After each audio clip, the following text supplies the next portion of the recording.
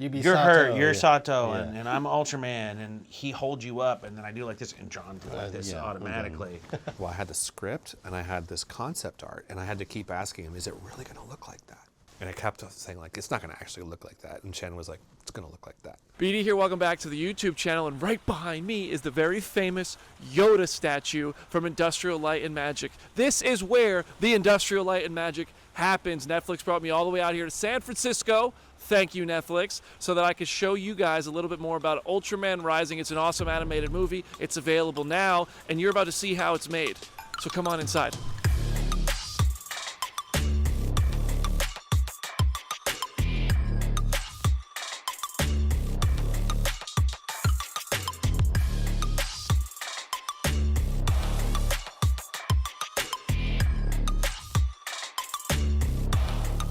All up and down these hallways, you can't look too far that way or too far that way because it's super secret, are the secrets and the props and the incredible things that make Industrial Light and Magic so special. So many films and shows that you love are lining these hallways, but today it's about Ultraman Rising, and we got a behind the scenes look at how this was made. We saw several presentations, talked to the filmmakers, and this is going to be your behind the scenes look at the film. I know it's been a long journey to this point. What was like your first introduction to this idea that you both brought to life with Ultraman Rising? So it was back in 2001, John and I were renting a house together, and we all had different ideas, so we just had, I think it was like a Sunday afternoon. We had a bunch of friends over, and we just started to pitch out ideas that we would want to eventually make, and this was an idea I had called Made in Japan, and it was about, you take a character that can become a giant superhero like Ultraman, but he's forced to raise the baby of his enemy. Once it finally landed and I was asked to be part of the team as head of story, and knowing that it's coming from an Ultraman inspiration, right? It made me have this personal connection that I wanted to, really support Shannon's vision for. And then becoming a real Ultraman project down at Netflix, like, really landed for me. And yeah, it's been a fun, wild ride. Ultraman is a character dating back to its creation in 1966, which is why Rising took care to honor the legacy started by Tsuburaya Iji, the co-creator of Godzilla as well. Now, Ultraman, he's got the Specium Beam, he's got some crazy things that call for crazy VFX, which is why Hayden Jones was summoned to the project. Specium Beam is kind of modernized while honoring what came in iterations of Ultraman before Rising. Can you talk about how you modernized it but kept it to what it is essentially? Yeah, I mean, whenever you start a project like Ultraman, you have to kind of go back through its history. So one of the things we did, knowing that the Specium Beam was this kind of iconic piece of Ultraman kind of lore, we knew we were going to have to recreate it for Ultraman Rising. Luckily, on YouTube, we found an edit of every single Specium Beam, just cut back to back. It's like, I think it's something like 40 minutes long. It's a huge kind of epic that you have to kind of like plan. But what is really interesting is you can see the style that has kind of like been poured into it over the years. And all of these kind of like new iterations of Ultraman have slightly changed it and slightly done interesting things. We knew we wanted to kind of pay homage to the original Ultraman.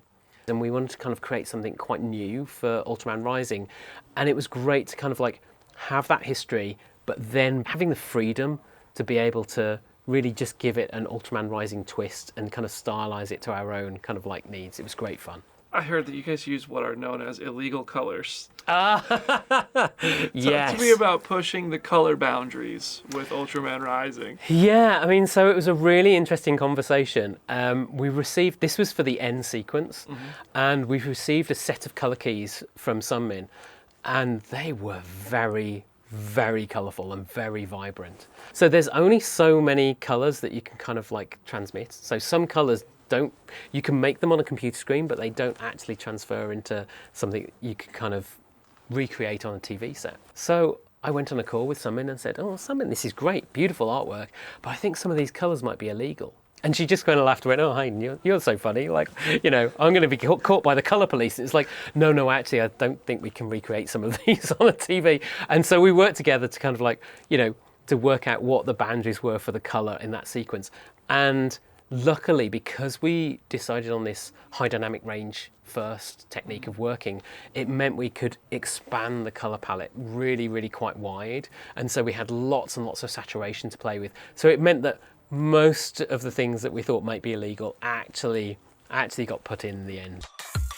The incredible visuals and animation baked into Ultraman Rising can only tell part of the story. The rest of the story is told through the sound design and the music. The music does such a great job of evoking emotion throughout every beat of the story, and that's exactly why composer Scott Stafford was on hand to tell us how he cooked. Needed there to be this huge emotional transformation from big scary kaiju to something a lot more emotional. What I could do by making it really about family is make it bigger than any one person, and I could shift focus away from the main narrative to focus on things that are happening beneath the surface that are just as important. At the very end of the movie, the last battle scene that ends with Ken sacrificing himself to save his family, to save Tokyo, some extremely emotional music is being played to score that sacrifice. If you listen to the music, it's actually Onda's theme. The music is telling you Dr. Onda is doing the exact same thing. He is sacrificing himself to, well, in his case, to reunite himself with a family that was killed by Gigantron, which is a way more tragic and emotional story, actually. And he thinks that he's dying to save Tokyo. So it's his sacrifice that the music is actually telling you about. They're doing such a good job visually in terms of story and dialogue and camera.